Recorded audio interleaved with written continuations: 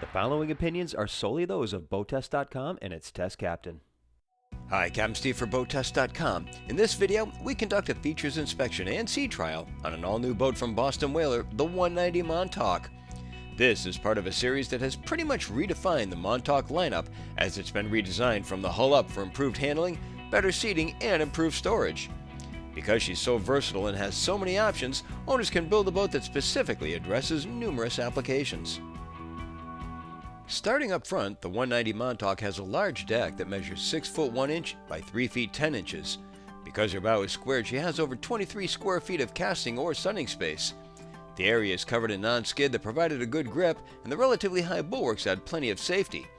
All hardware is recessed. An optional bow cushion creates a sun deck. Gunnel height in the bow is 21 inches, and the available stainless steel rails on each side are another 13 inches above that. We recommend them for every application. However, lower rails are available. Beverage holders are in each aft corner of the bow area. The forward hatch in the casting deck opens to the anchor locker, which drains overboard and has a place to secure the bitter end of the rode. There's a notch forward so the line can extend out while the hatch is closed. Further aft is a large insulated fish box that is secured by 2 turn-and-lock latches, a gas assist strut, and a rubber gasket. Because it has a removable plug and drains overboard, it can double as a beverage cooler or simple storage.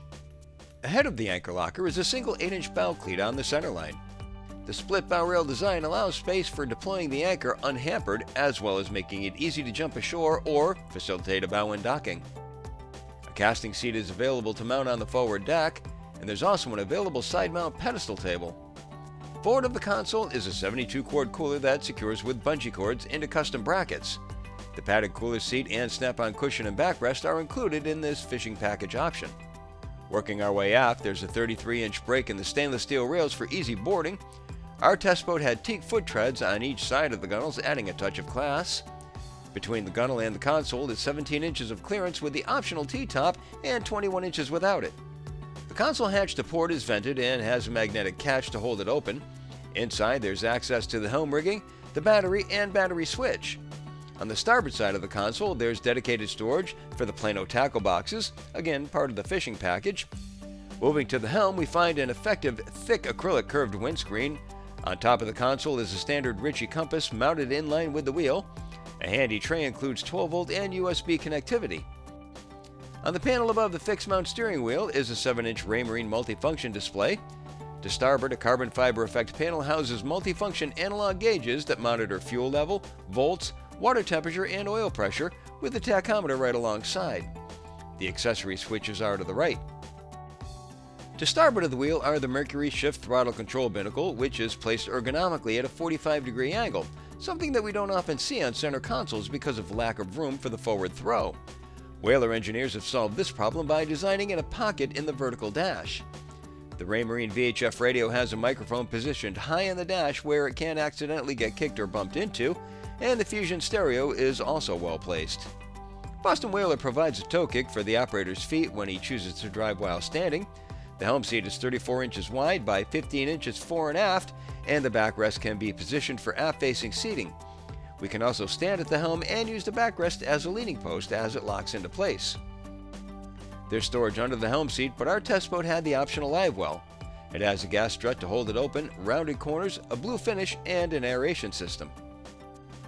The lightweight canvas T-top is built on a powder-coated aluminum frame.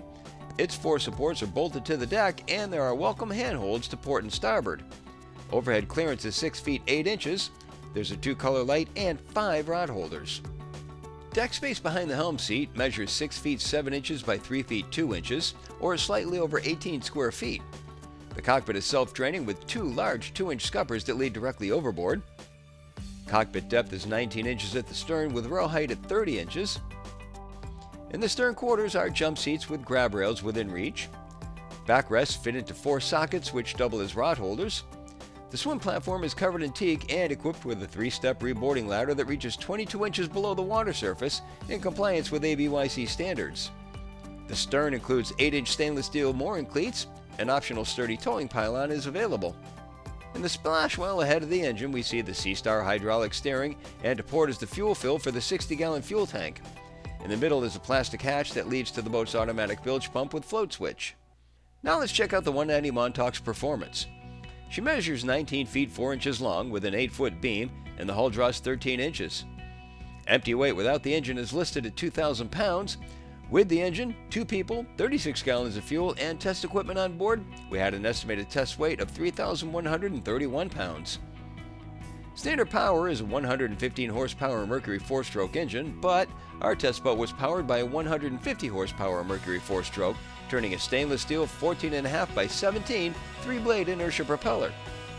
When we wound up the engine to 5,900 RPM, we hit a top speed of 46.9 miles per hour. Best cruise came at 3,500 RPM, where we recorded 25.9 miles per hour and a fuel burn of 4.9 gallons per hour. That translates into 5.3 miles per gallon and a range of 285 statute miles, all while holding back at 10% of the boat's 60-gallon total fuel capacity.